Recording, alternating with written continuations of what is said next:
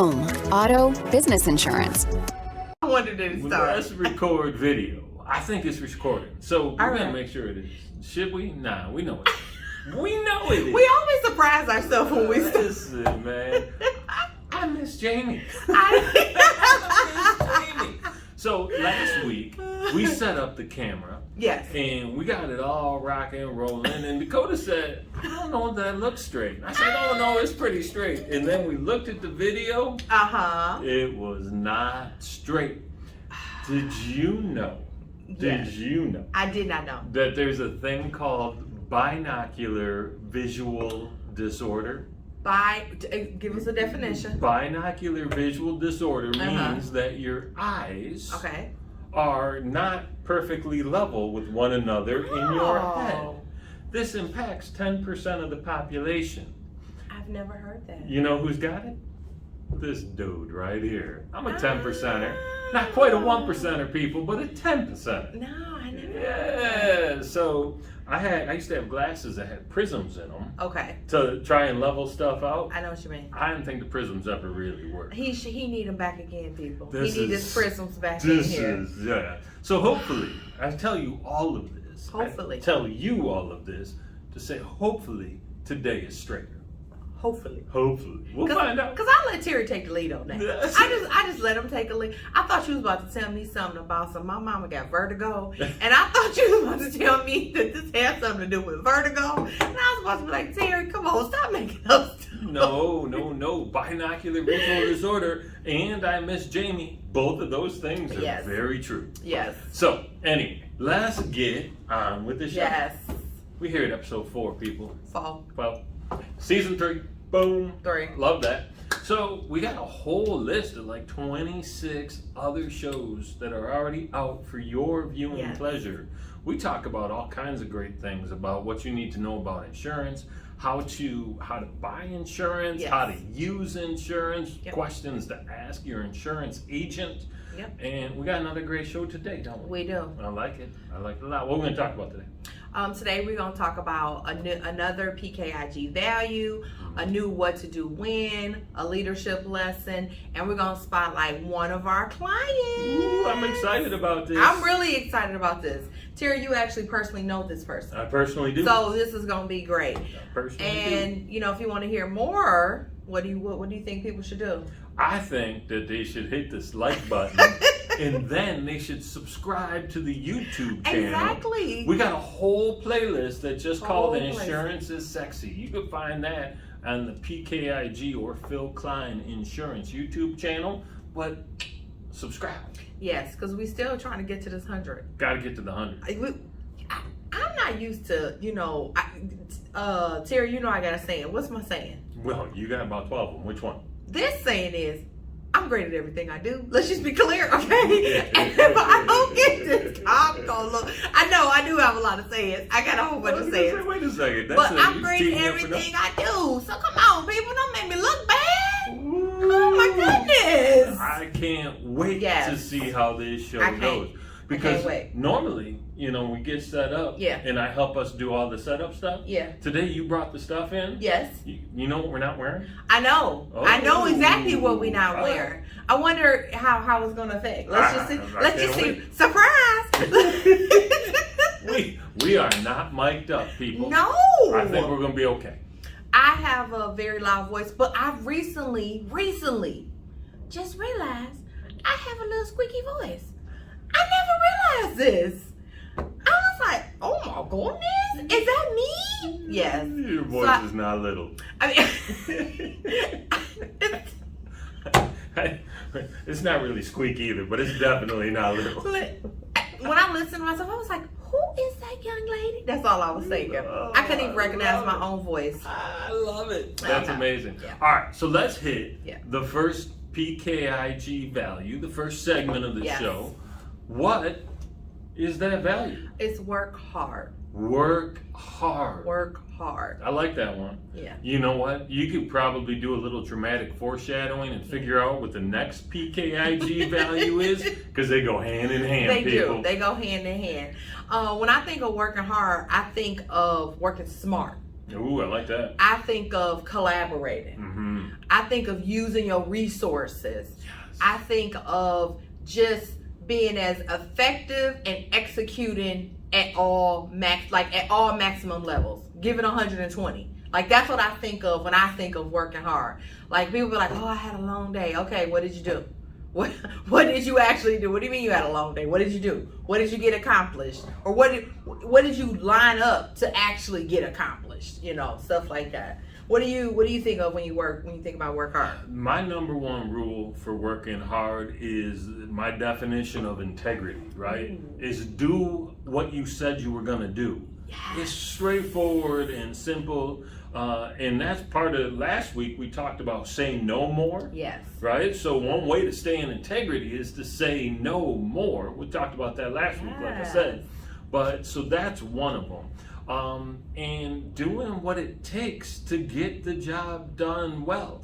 Admitting sometimes that you're gonna make mistakes, owning up to those, right? Ownership, accountability, integrity, those things are all what work hard is, right? It doesn't have to be, oh, my back hurts. Right, not the physical manual, like all this tedious, not that, like you saying, strategizing, like you saying, like those things, that's working hard. I like the very first thing you said, that's one of the 4 agreements. Be impeccable with your word, baby. That's like close to my heart. That is like close to my heart. Be impeccable with your word. That chapter messed me up. Not because of what I tell people I'm gonna do, but the impeccable with your word, like what you say to yourself, your self-talk. That go with everything. That go with your confidence, your self-esteem.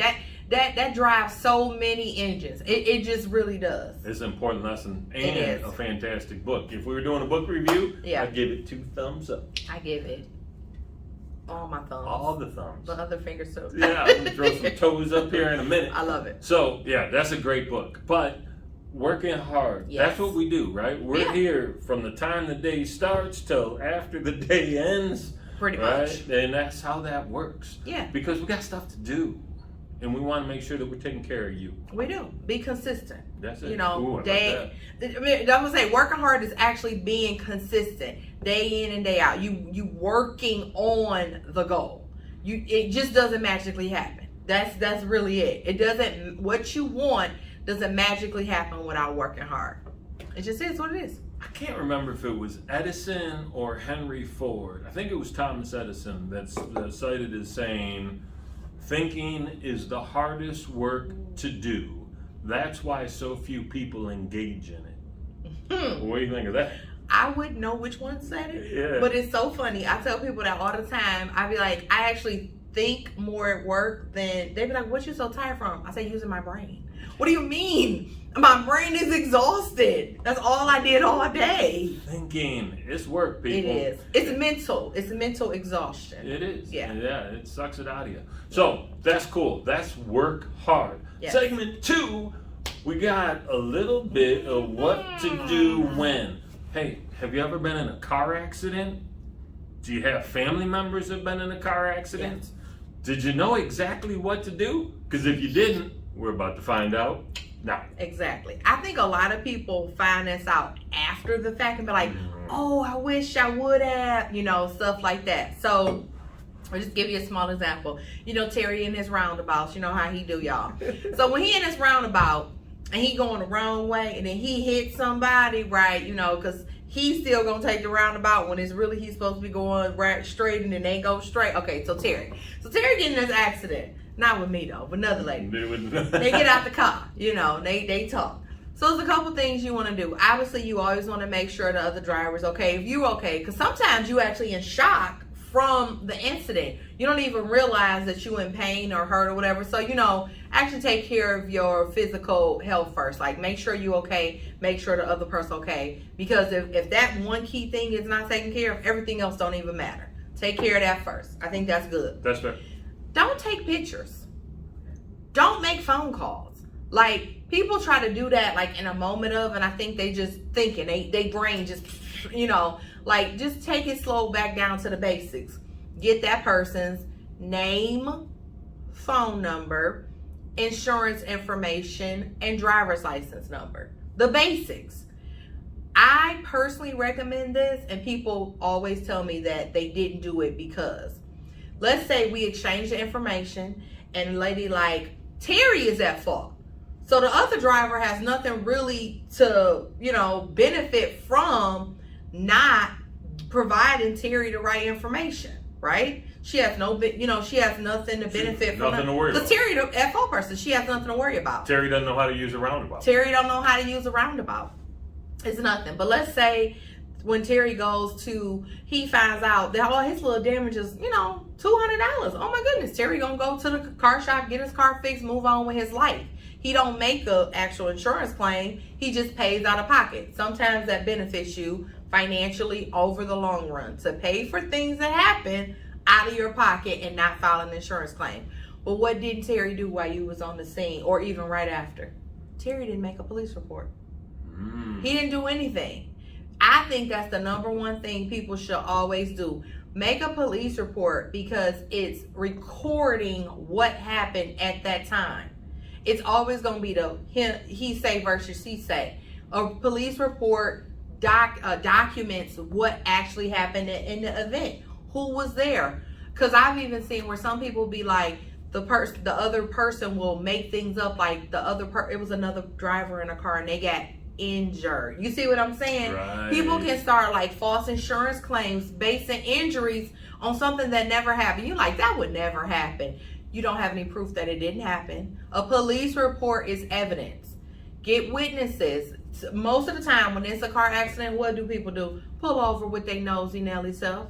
They pull over. So obviously if they saw everything, because you only see it from your vantage point, they might have seen the person that was doing crazy stuff leading up to hitting you. That happened.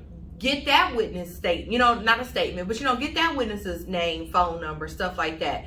It could be, call the police to the scene and get it. But it's plenty incidents, depending on where it is, the police can't come straight to the scene. Or when it is. Stuff like if you're in that. a snowstorm, right? Stuff like that. might not happen. And most people think, well, I couldn't get the police to come. I can't make the police report. You physically can go to the police station. The other person doesn't have to be present. It's your version of the incident. That's your evidence. The other persons, they might have their own version. They might not.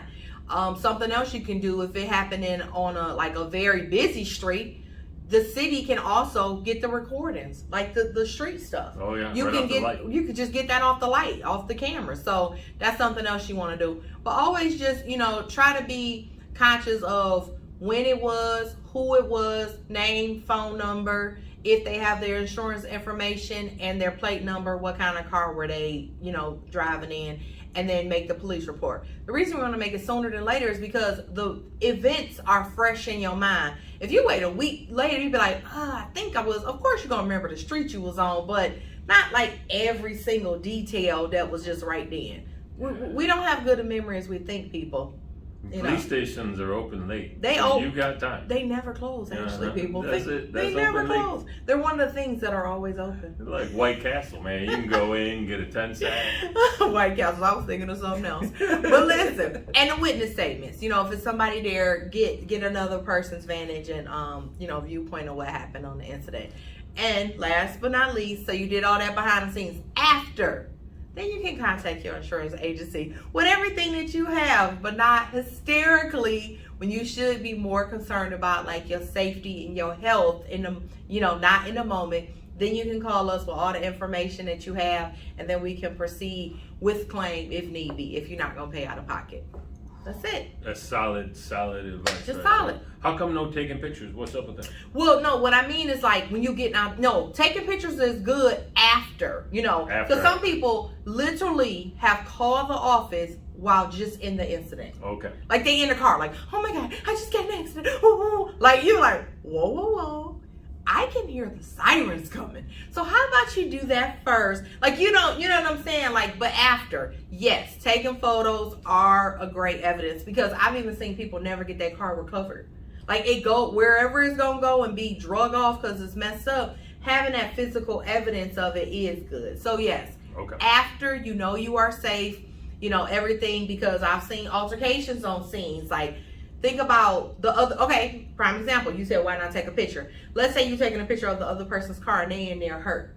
How would that seem to the other person? Right. You get what I'm saying? It's a time. No, timing is key. Timing is everything, people. Timing is key in life. In life, timing is everything. So obviously, if everybody's safe, no babies crying, no husbands coming up here like, who the hell my wife? Nothing like that. Then yes, it's okay to take pictures. It's okay to take pictures after, everything is cool and you're just waiting for the police or a tow truck or whatever the case be. That makes perfect sense. Okay. That's what I mean. So we can get pictures, just be mindful of the process and the order. And timing, right. Be mindful of that. Exactly. And if someone comes out chasing you with a tire iron for hitting their car, what happens then? Take a picture? You take a picture of them so you get the offense, I got proof. This dude went crazy. Exactly. Oh, that's amazing. All right. So that makes a ton of sense. So that is what you do if you're in a car accident, which is an unfortunate situation. It is. It can be scary. Most of the time, I would say more times than not, most people, when they report like an insurance claim for auto accident, that's their first time. It's not something that you just keep doing over and over. Like, I did this 17 times. I know what to do now. No, you've done it once, or it could be maybe you were younger when it happened. Maybe you were a passenger, and it's gonna be different. Especially if you're the driver, because you're so concerned about everybody else, and if you caused it, that can kind of be traumatizing. Yeah, that's a tough one. That's a tough one. If you're the cause of an accident, let alone if it's like bad, like that can be a lot. So focus on the at the scene incident versus what do I need to do for my insurance company. Those things go fall in place. They got whole teams of people that take care of that. Make the report, get the documentation, make sure you know who the other party is, take photos when they're not chasing you in a tire R, stuff like that. And everything else should just flow smoothly. Smooth sailing. All right, that's good stuff. Yeah. Very cool. All right, we're going to move into the leadership lesson. This honestly is a lesson that I came up with back in 1997. You made this up? This lesson got legs, lady. Oh yeah. Ooh, oh yeah. All right now. I didn't know this part, y'all. Yeah. This is back when I first started in the recruiting space. Mm-hmm. And when you're a recruiter, mm-hmm. I would tell you arguably that's the hardest sales job on the planet. Yes. And it's because you got to sell the company on why they want the candidate, right. And you got to sell the candidate on why they want to go to the company. Okay. Because if both sides don't agree, mm-hmm. you don't make no money. No money at all. When they do, it's good money. Right. So I was doing this as a 26-year-old kid, and sometimes you get hungry, right? You get excited, mm-hmm. and you start exaggerating a little bit. Oh. Right? You start talking about how great this person is or how awesome this company is, and you start stretching the reality a little bit. And the funny thing, especially back then, it's a little different now because of virtual interviews. Right. But then, and still today, people eventually walk into the office for the interview. So the candidate sees all the stuff that's going on in the building, and the interviewer sees all the stuff that's going on with the candidate. Right. So if you don't level the expectation, right? The lesson is always level the expectation. So to that point where you're making it real, you're making it on point, you're making it specific, so there aren't any surprises. I do this with my daughter all the time. Okay. When I ask my daughter to do something for me, she does it. When my wife asks our daughter to do something, right, and it's our daughter, I said mine, but it's our daughter. When my wife asks our daughter to do something, she may have to ask 3 or 4 times. The biggest difference between how we ask, I give my kid a timeline as to when I want it done. Right? I'm leveling the expectation. Right. Yeah. I'm telling her, hey, in the next 40 minutes, I need you to do this. Okay. It has definition, clarity, and what you want the result to be. That's exactly right. It's very specific. I think that's to a better point of that. It's actually about communication. Everything is. That's what it is. It rolls back to clear communication, because I can even tell sometimes when I'm talking to somebody, I'm not gonna say no names, not my husband, not him y'all. And how'd that do? when I'm saying something, I will ask him, so what did you hear me say? Or what did I ask you for? Like, I'll try to rephrase it so like, or I can even see in his face that he don't know what I'm talking. And we have such different communication styles that we literally will be saying the same thing and think we are saying something different. We do that all the time. So then I go back and be like, well, you know what? I meant to say, like, I'll always correct my verbiage. When I realize, oh, he meant, I can recognize that he means what I said, but he said something different, if that makes sense. What? No, I got you. I got you. Like, he will say one thing, but when it clicks in me, he meant something else. I will rephrase my language. So now we back on the same page. That's smart. Like, okay, let's get clear. That's smart. We gotta check in, right? Yes. We gotta make sure that what we sent is what was received. Exactly. I love that. Yeah. That's a good advice. That might be a leadership lesson down the road. All right, so that's it. Always level the expectation. We do that with our clients. Yes. Right? We tell them what's up. We send them a proposal, and it's the same numbers that we talked about. Yes. Yeah, because that's important. Nobody likes surprises in that respect. Something as simple as a specific date and time is leveling the expectation. On Tuesday at 2 p.m., I expect to receive an email, a phone call, a fax, a bird. I mean, like, you know, like I expect some form of communication or update, or I don't have this because. That's right. Something. Like, I expect you to give me some type of status or a report, a update, or it completed at this specific time. Just not radio silence. I think that's unacceptable. Radio silence. Ooh, child. Nobody likes radio silence. Nobody likes that. Because you take it personal, and it could just be a slip of the mind. Right. Scheduling. It could be like, I put, sometimes I do this. I think I've done it with you before. I put Monday, but the wrong Monday. Or I put the date, but didn't put the time. I know I'm supposed to be talking to Terry. I just didn't know what time. So then I text Terry, what time is it? What time we talking? What time did we gonna do something? I know you here, but you see what I'm saying? Like, something as simple as that, and with an apology, obviously. Like, you know, my apologies because I feel like you wasting somebody else's time. Ownership and accountability. There you go. That's what Terry said. I like it. All right. Spotlight time. I still ain't got it. Terry. Yeah, I don't know why we keep doing that. It makes me laugh. Terry, I still ain't got it, but it's okay. It's okay. I love it. All right. We're going to talk about one of my favorite entrepreneurs in the Detroit area. Ooh. And he's one of my favorite entrepreneurs because this dude goes out and gets it done. His name is Justin Bright. Justin himself and his wife own three different businesses, and their 17-year-old, I believe he's 17, don't quote me on that, but I think he's 17. Youngest son too. Right. Just opened his first business. So Justin Bright and his family, their businesses are Brighter Logistics. They do third-party logistics. So if you're trying to ship big things across the country, they're your people. They will help you move products from one place to another. Okay. Business number 2 that he opened is called Brighter Cleaning. Brighter Cleaning does mostly residential cleaning, pretty much on the east side. Okay. But they do a little bit of commercial cleaning, and they do some celebrity type 20,000 square foot home cleaning in different areas in the Detroit area. Okay. Rumor has it he was cleaning somebody that used to be a quarterback in the Detroit area's place. And I guess I can say that now because he ain't doing that more. He doesn't go to LA to do that. The third business that they opened is called Brighter Performance Recovery.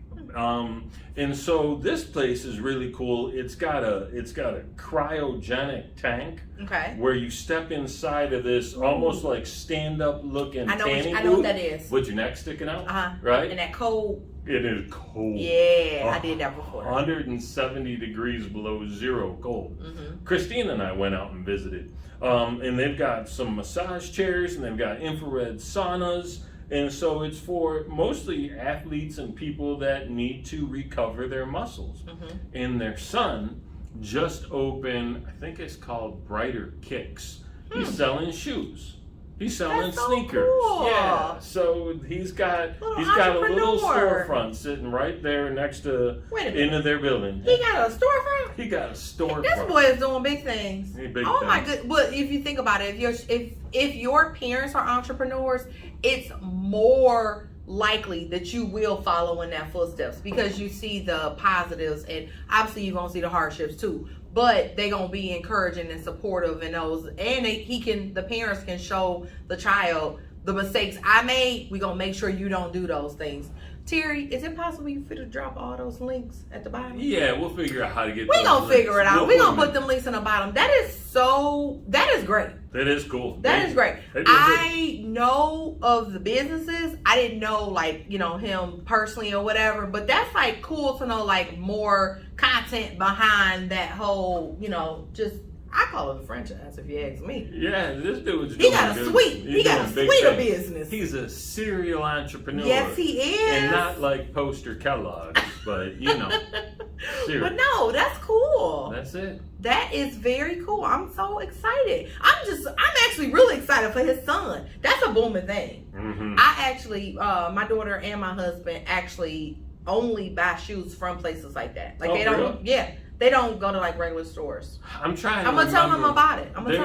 I think they're on Hayes. They just bought a new building, and that storefront's right in the conglomerate. They got all four, three, maybe all four offices in the same spot. Okay. So I'm gonna check it out for sure. Utica or just east of Utica, Sterling Heights area. I don't. My east side geography isn't very good.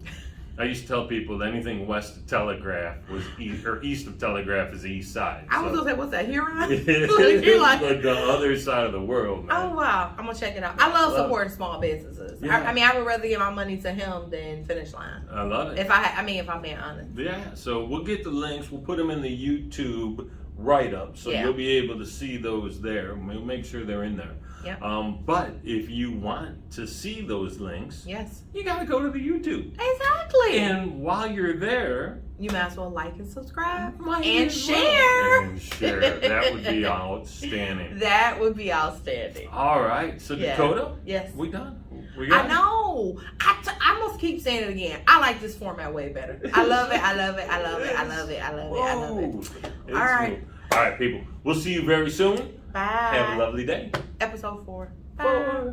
4. See ya. All right. I love how Terry get up and then I'm still here and then I can just keep going and going and going. Perfect.